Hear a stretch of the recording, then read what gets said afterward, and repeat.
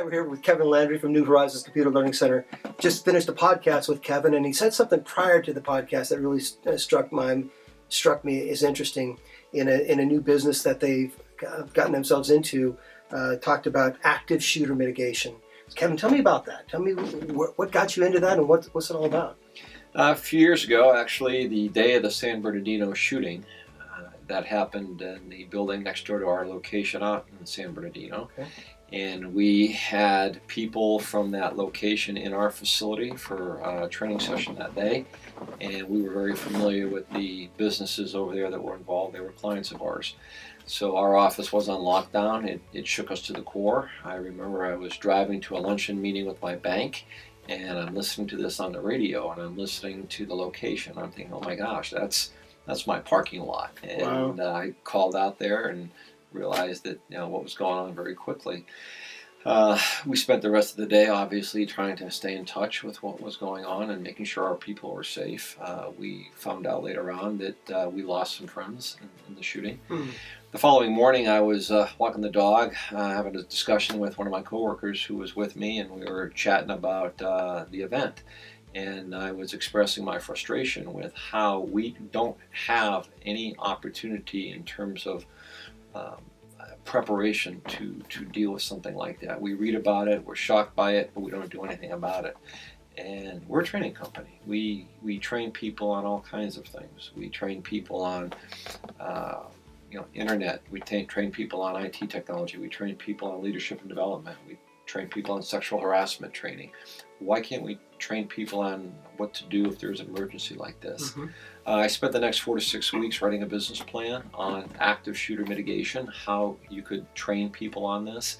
I talked to tons of people that were made available to me through my network of friends, people that were Army Rangers, Navy SEALs, retired Mossad agents that had worked security for LL at LAX. And I was expressing my desire to come up with some type of open enrollment training where I could reach the masses as opposed to just a private event for someone that would really care about this. We spent 6 to 9 months finalizing a business plan and coming up with some content and developing a presentation.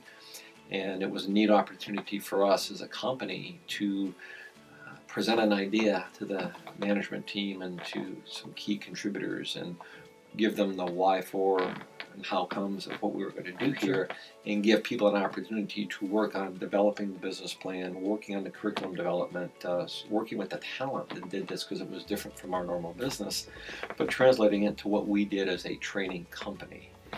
We had a lot of fun doing it, a lot of frustration doing it, but we went live. It took us about 9 months, but we were able to go live. We now go out there, we present to people, we do a half-day course that could be open enrollment where we'll have people from 10 or 12 different companies in a room. We present them a 4-hour overview of training, of video, of exposure to real world and things that they could have looked at, things they could have thought of differently. And the intent is to really get that individual to say, this is fantastic, it shook me to the core. I want you to come prepare a plan for us for our facility. And then we'd come out and we'd spend a couple, 2 or 3 days at the facility looking at the physical logistics of it and the operation and the surrounding areas. And we'll come back with a very customized active shooter mitigation plan for that company at that facility and present it to the management as well as to the employees of that company to expose them on what to do. And hopefully that becomes part of their onboarding for all new employees that come out as well. That's really cool. Tell me how it's affected your day-to-day life now, knowing what you know now. I sat through a lot of dry runs. I sat through countless discussions with people that were Navy SEALs, Army Rangers, Mossad agents. I couldn't help but start to learn to think differently. It became something that I went, wow, I hadn't thought of that too. Now it's my second nature.